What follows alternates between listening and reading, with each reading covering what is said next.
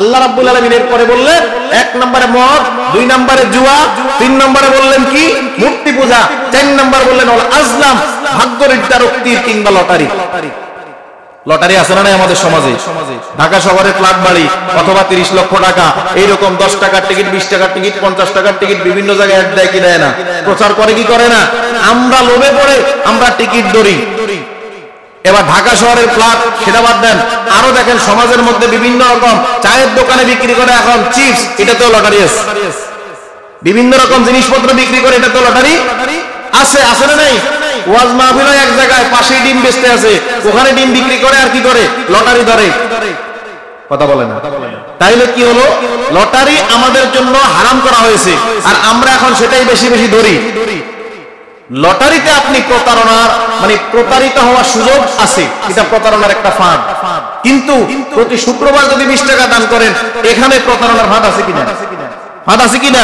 আপনার মুক্তির জন্য যদি আল্লাহকে রাজি খুশি করার উদ্দেশ্যে 20 টাকা দান করেন, তাহলে আল্লাহ রাব্বুল আলামিন যদি কবুল করে, এটা থেকেই তো আপনার মুক্তির একটা সম্ভাবনা থাকতে পারে। কিন্তু আপনি যে লটারি ধরলেন, এখানে তো প্রতারিত হওয়ার সুযোগ আছে। 10 জনে জিতে নাই, একজন জিতছে। কয়জন? তাইলে বাকি যারা টাকা দিছে, এটা কি গুনার কাজ হয়েছে কি হয় নাই? কথা বলেন, গুনার কাজ হয়েছে কি হয় নাই? হয়েছে। যার জন্য আমাদেরকে ওই লটারি থেকে সাবধান থাকা লাগবে। কারণ কি? মুসলিম শরীফের 8 নম্বর হাদিস। কত? মুসলিম শরীফের 8 নম্বর হাদিস, বিশাল হাদিস। হযরত ওমর থেকে হাদিসটা বর্ণনা। হযরত ওমর রাদিয়াল্লাহু তাআলা বলেন, আল্লাহ রাসূল সহ আমরা কয়েকজন সাহাবী বসে আছি। একজন ব্যক্তি ধবধবে সাদা কাপড় পরে উঁচা লম্বা লোকটা এসে রাসূল সাল্লাল্লাহু আলাইহি ওয়াসাল্লামের সামনে হাঁটু গেড়ে বসলেন। বসে এবার জিজ্ঞাসা করতেছেন, ইসলাম সম্পর্কে কিছু বলেন।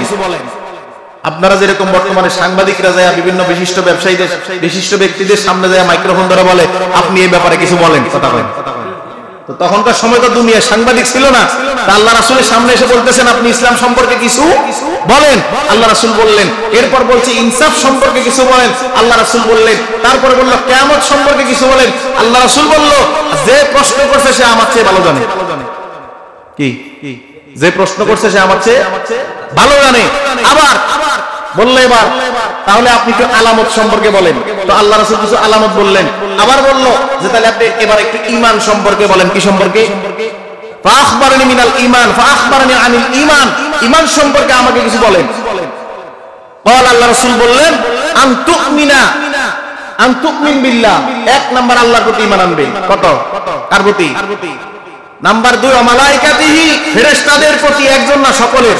ওয়া মালাইকাতিহি। এরপর আবার বলছে কি দেখেন, এরপর বলছে ওয়া কুতুবিহি, আসমানে যতগুলো কিতাব আছে সবগুলোকে বিশ্বাস করা লাগবে। বলছে কিনা? এরপরে বলছে যে এবার ওয়া কুতুবিহি যখন বলছে, ওয়া রুসুলিহি বলছে, সব বলার পরে বলছে ওয়া তুমিন বিল কদরি খায়রি ওয়া শাররিহি। তোমার ভাগ্যের ভালো এবং মন্দ এটার প্রতি বিশ্বাস করা, এটাও যে আল্লাহর পক্ষ থেকে, এটা বিশ্বাস করা, এটার নাম ঈমান। এটার নাম কি? এটার নাম কি? এখন আমরা লটারির পিছনে ছুটে আছি, এটাই ভাগ্য পরিবর্তন করার একটা সুযোগ। কিন্তু আসলে মূলত আল্লাহর কোরআনের স্পষ্ট কথা, আল্লাহ সেই জাতিকে কখনো কি করেন না, মুক্ত করেন না, যতক্ষণ পর্যন্ত সে কি করে না, নিজের ভাগ্যের পরিবর্তনের চেষ্টা সে নিজেই করে না, ততক্ষণ পর্যন্ত আল্লাহ তাকে সফল করে না।